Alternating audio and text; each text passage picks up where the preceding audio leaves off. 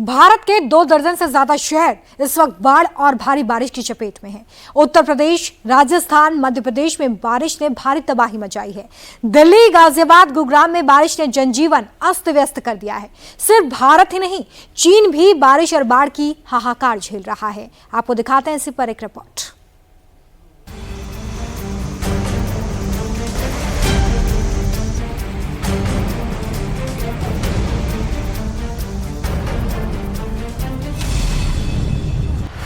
जुलाई में जल प्रवाह, क्यों चारों तरफ हाहाकार।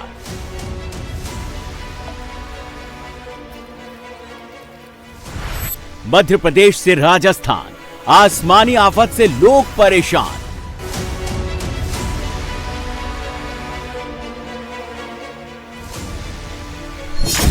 जुलाई के पहले दिन से जारी जल तबाही की तस्वीरें 31वें दिन भी जारी हैं। पूरे एक महीने का ये कैलेंडर सैलाबी मंजर की चपेट में रहा। सैलाबी तबाही ने जुलाई में गदर मचाई। देश के हर हिस्से में सिर्फ डरावनी तस्वीरें सामने आ रही हैं। सिक्किम से लेकर शिवपुरी तक और सीकर से प्रयागराज तक हर तरफ आसमानी आफत से हाहाकार मचा हुआ है। तबाही की ये डरावनी तस्वीरें नॉर्थ सिक्किम के मंगन इलाके की हैं। भारी भरकम पहाड़ का हिस्सा देखते देखते तिनके की तरह टूटकर बिखर गया।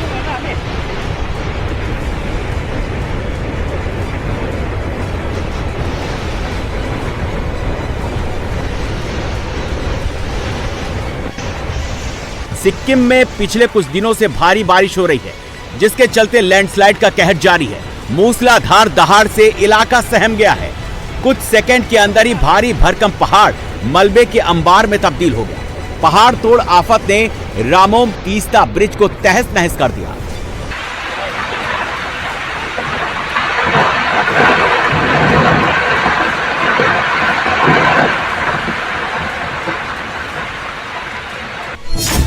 सिक्किम में भारी बारिश से कई जगह पर लैंडस्लाइड हुआ है। रामोम तीस्ता पुल के पास हाल ही में एक बड़ा भूस्खलन हुआ। इस इलाके के लिए यह ब्रिज सबसे अहम है। रास्ता डैमेज होने के बाद अब लोगों में दहशत है।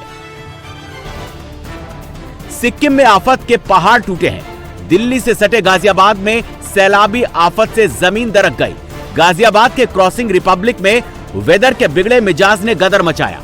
सोसाइटी के बेसमेंट में जल भराव के चलते मिट्टी धंस गई। यहाँ पर ये पूरी सड़क थी, लेकिन बीती रात हुई तेज बारिश की वजह से ये पूरी की पूरी मिट्टी धंस गई है। और जहाँ पे ये मिट्टी धंसी है, यहाँ पर ठीक इसी के ऊपर सोसाइटी के निवासियों के लिए पार्किंग अलॉट थी और इस अलॉटेड पार्किंग में लोगों ने अपनी गाड़ियाँ पार्क कर रखी थी। लेकिन देर रात हुए हादसे में 3 गाड़ियां अंदर चली गई, जबकि 3 से 4 स्कूटी यानी 2 व्हीलर भी मिट्टी के अंदर दब गए। तस्वीरों में अभी भी इस वक्त देख सकते हैं कि 2 2 व्हीलर अभी भी मलबे में दबे हुए हैं, जबकि 3 गाड़ियों को मलबे से बाहर निकाला जा चुका है। लेकिन हादसा कितना बड़ा था, ये तस्वीरें साफ बयां कर रही है कि कितने बड़े एरिया में जो मिट्टी का धंसान हुआ है। यहाँ खड़ी कई गाड़ियों की एक के बाद एक जल समाधि बन गई। पार्किंग का पूरा एरिया मलबे में दब गया। क्रेन की मदद से मलबे में दबी गाड़ियों को निकाला गया। जैसे हटाने के लिए आए, इतने में धीरे धीरे तीनों गाड़ियां नीचे चली गई। सबसे पहले ये गाड़ी गई थी रेड वाली, फिर मेरी गाड़ी और फिर भैया की गाड़ी हमारे सामने। अगर हम बैठते भी ना तो फिर वो हम भी साथ में नीचे गिर जाते। देख लो, क्या ये आपका स्मार्ट सिटी है? क्या ये आपका स्मार्ट सिटी है? एक आम नागरिक जो अपना जीवन कोई गलत काम करके बिल्कुल एक अच्छे तरीके से गुजारना चाहता है, उसके लिए जीवन इतना कष्टपूर्ण हो गया है। एक मिडिल क्लास फैमिली का पूरा जीवन लग जाता है गाड़ी खरीदने में। ये रोड जो है, इस पे पानी इतना भर जाता है 1-1 मीटर सारा।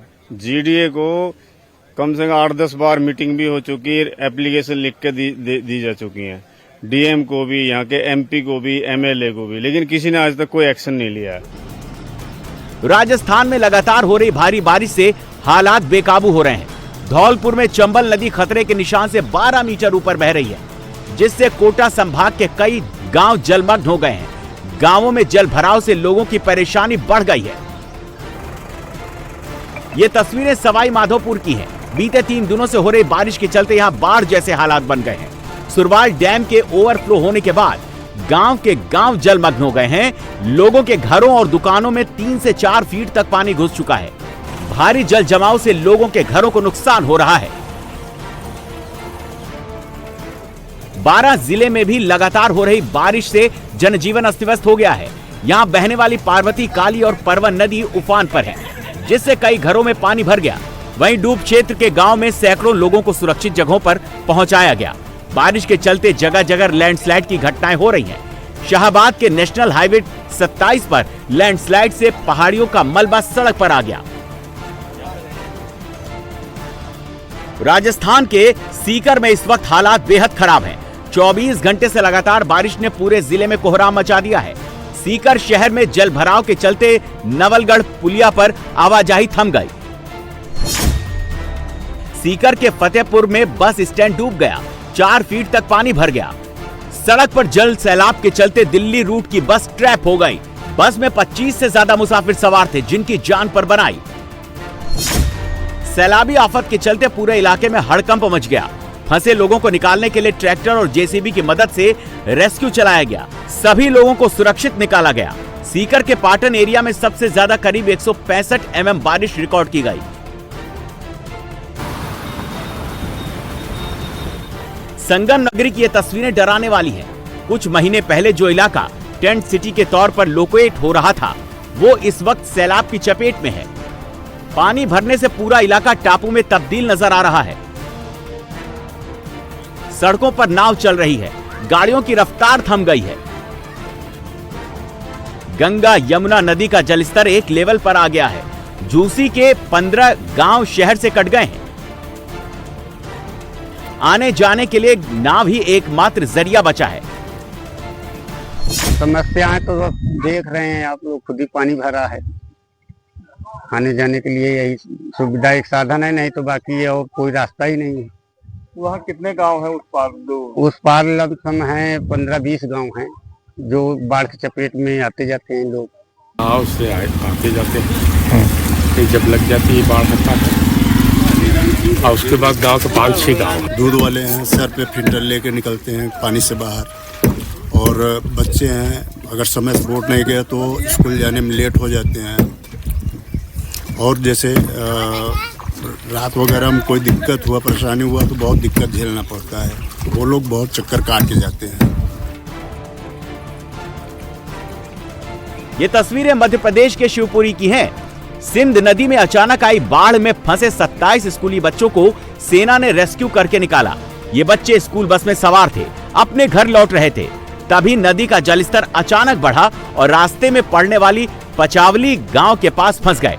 कई घंटों की मशक्कत के बाद नाव के जरिए बच्चों का रेस्क्यू किया गया। भारत माता की, भारत माता की। इसमें 4-5 घंटे इतनी स्पीड से पानी बरसा कि एकदम से सब नदी नाले उफान पे आ गए। जहाँ भी जो थे वो निकल ही नहीं पाए।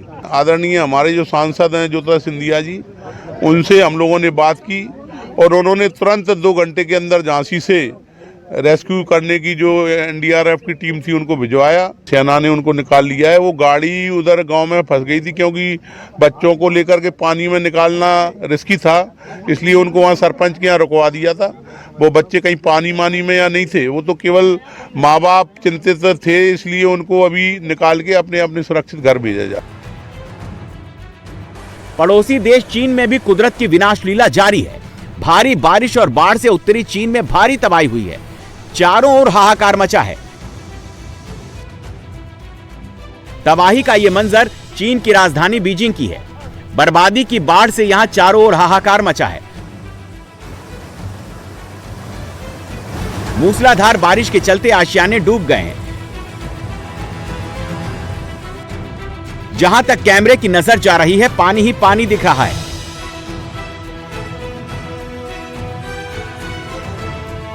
बीजिंग और आसपास के इलाकों में जल भराव से हालात बेकाबू हो गए हैं।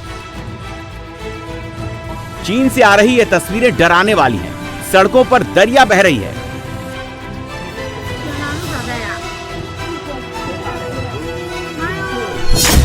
बर्बादी के इस सैलाब के बीच कहीं गाड़ियां खिलौने की तरह तैरती दिखी, तो कहीं लोगों के घर का सामान बह गया।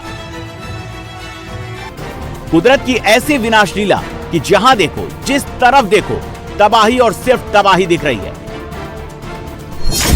पिछले 30 सालों में चीन में ये सबसे बड़ी आपदा मानी जा रही है। सिर्फ बीजिंग में अब तक 40 से ज्यादा लोगों की मौत हो चुकी है। सैकड़ों लोग लापता हैं। करीब 2 लाख लोगों को रेस्क्यू कर सुरक्षित जगहों पर पहुंचाया गया। 150 से ज्यादा गांवों में बिजली कट गई है। सैकड़ों जगहों पर सड़कें टूट चुकी हैं।